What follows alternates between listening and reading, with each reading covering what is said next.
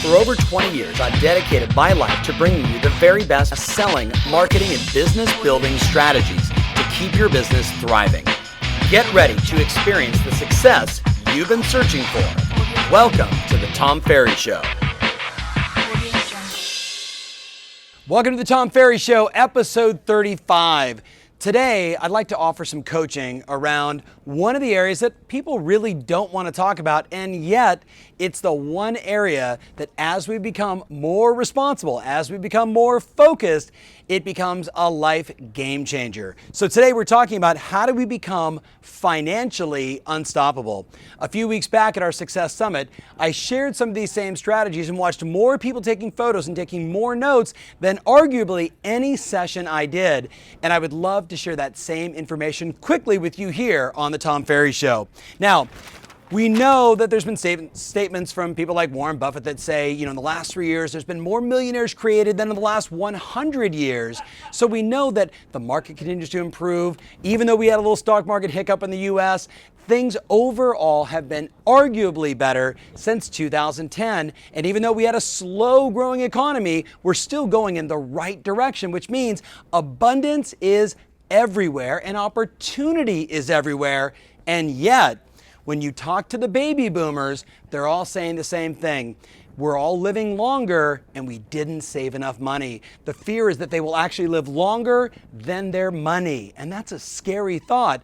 I was once told by one of my mentors that 80% of every person, so imagine this, you get out of high school, you get out of college, you go to work and you spend 40, 50 years in your career, and when they get to the age of retirement, they get there flat broke. Think about that. Looking to their family or the government just for basic survival. To me, that's just a sad, sad thought. And yet, 80%, where 15% live sort of that millionaire next door lifestyle. They're comfortable, they paid off their home, they've got a decent net worth, they've got some money coming in, they're set, they're taken care of, and then 5% are creating this generational wealth. They made investments, they bought properties, they did all the right things, they took care of themselves, and now their families will be taken care of. Now, as we have this conversation, I would ask you to just think for a second, why is that? Why is it that, we go to school, we get these educations, we have all this opportunity, all this abundance everywhere. My goodness, you can just go on YouTube today and type in how to become a millionaire or a billionaire, and there'll probably be 5 zillion videos on it. And yet, information isn't enough. Why is it that 80% end up flat broke? Why is it that 15 and 5 end up with all the opportunities? Were they just born on the better side of the street? I don't think so. Did they get a better education? I know a whole bunch of C, D, and F students that are running major companies today. So we know education isn't the great degree of separation. I believe the biggest reason is first, awareness, second, a plan, and third, they created some accountability. So let's talk about it. You ready? If I was sitting down with you one-on-one, we're having a cup of coffee or, sitting in my office, and you said to me, all right, Tom, I'm in this business. I want to do something great. I want to become financially unstoppable. What's the first piece of advice? I would say to you, do a forecast over the next 10 years. Now, listen, I'm a business person. I'm very mindful of, even a 3-year forecast of my business. But when we're talking about our income, the opportunity. We need a vision to live into. We need to be able to say, in the next 10 years, this is my direction or something better, and we know there'll be a hiccup in the middle of it all. But for the sake of the exercise, I want you to write down your income in 2015 and then forecast. Are you going to have 20% more, 30% more, 100% more? It's entirely up to you. That's the beauty of being in the business that you're in. You get to decide and then create a plan around it.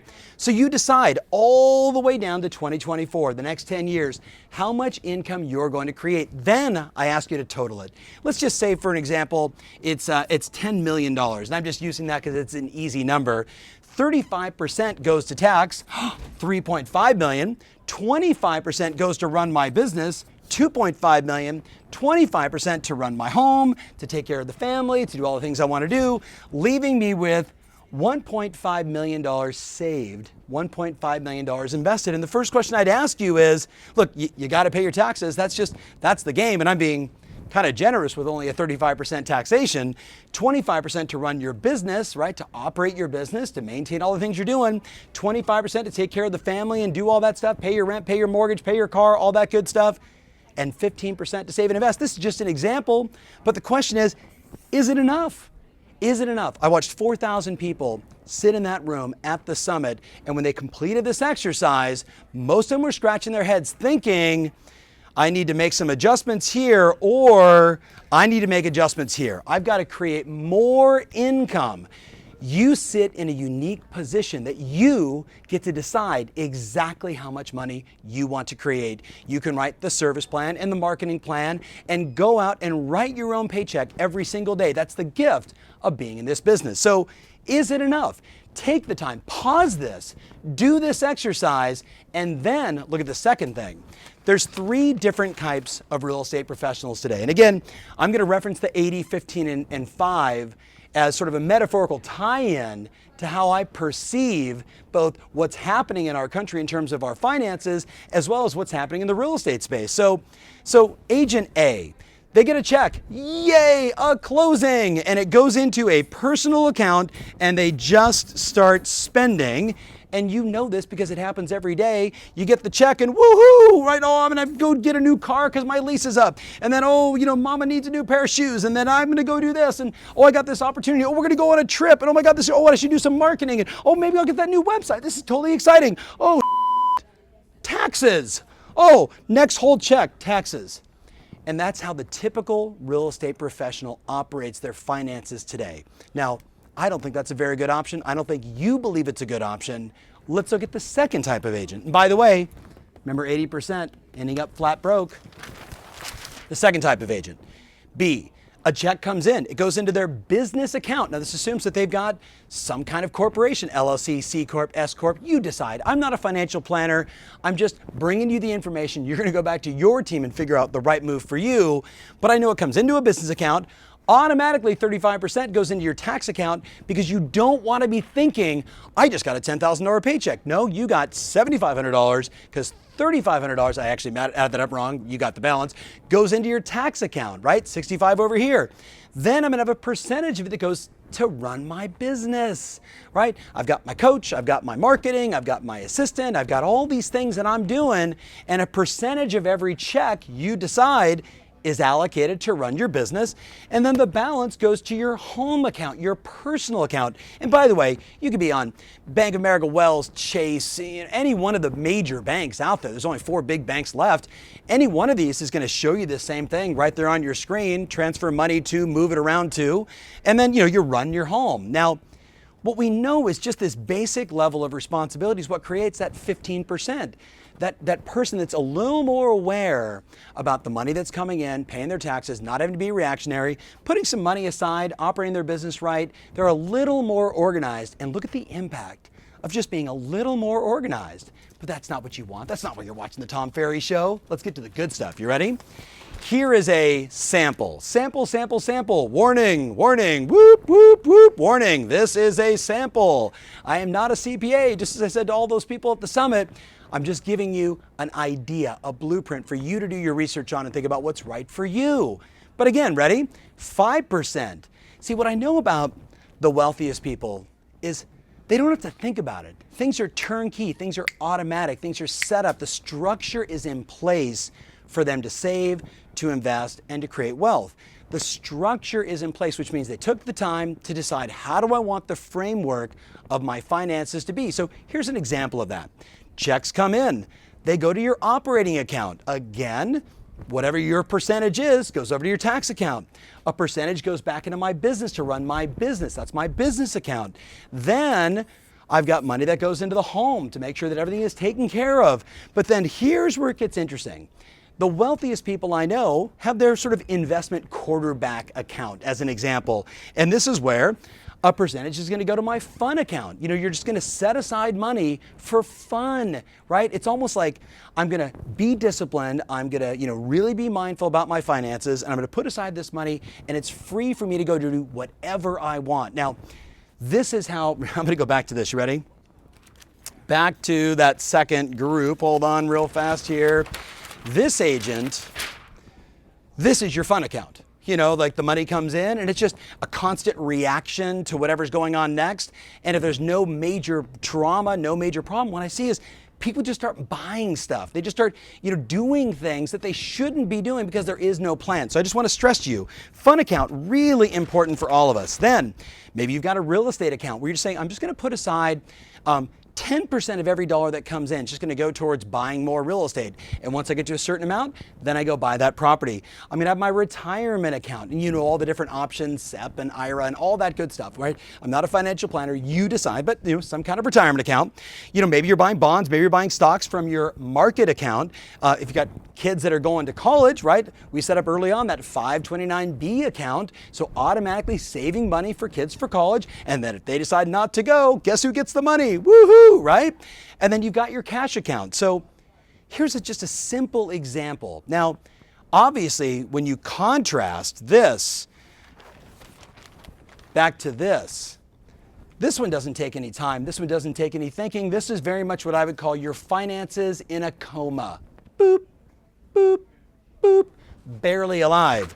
This one took some concentration, took some thought, right? To say, how do I want my life to be? How do I want to get this organized? I know if you're like this hardcore artist, rock star salesperson, you're like, I just want somebody to do it for me. I just want somebody to do it for me. Shut up.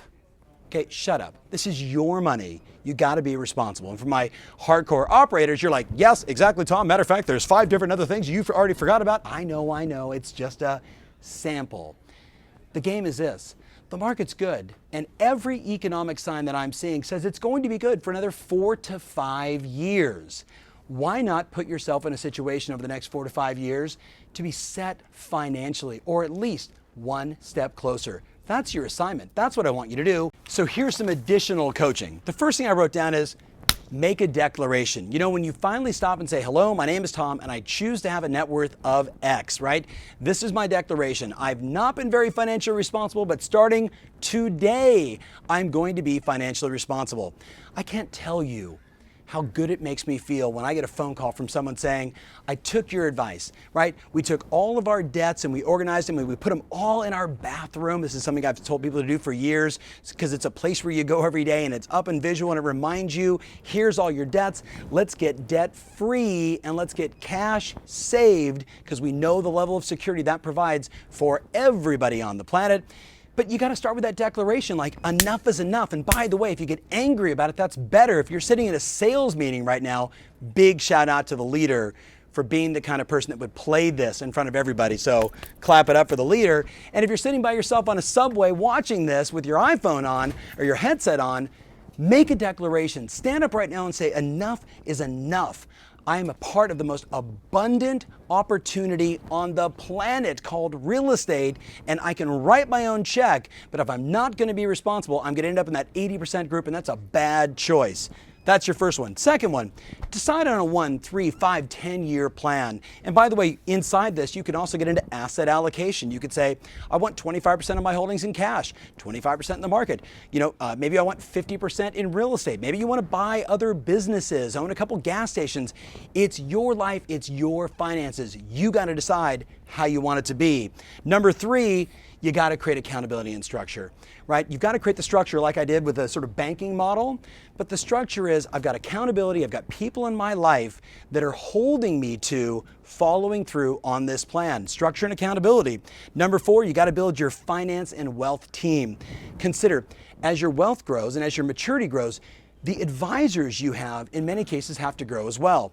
The most important advisor in the very beginning is a great CPA, someone that understands the rules of taxes today and can help you make good decisions. I always love I get these phone calls, Eddie, like, my tax accountant is super conservative. I'm like, that's probably a good thing because you're super not conservative, so you balance each other out. What I would caution you on is if Uncle Larry's doing your taxes and you're the only person he does them for, he might not be up to today's code, if you will. So make sure you interview and find the right CPA who can help you make good decisions and put yourself in no harm's way, if you will, when it comes to your taxes. So build your team. Number 5, keep learning. I was just on the site yesterday, bettermoneyhabits.com. The Khan Academy and Bank of America got together, did some education, all free. Love it. Bettermoneyhabits.com, or just go to YouTube and type in creating wealth and opportunities. It's all available. The more time you spend educating yourself, the more informed you are, the more empowered you are to make good decisions. And the last one is, by all means, keep making more money, right? Keep making more money. You're not the millionaire next door who's on a fixed income situation. Instead, you get to write your own check. So set big goals, be aggressive, take massive action, and become financially unstoppable. Thank you so much for watching. And by the way, this might be the video out of 35 I've done so far that you send to all your friends, because they might need to hear this. They might need to hear this too. Thanks so much for watching. Remember always, your strategy matters, and now more than ever, your money decisions really rule. Thanks for watching. If you love what you're seeing here, then click the button below to join our online community absolutely free. Thanks so much.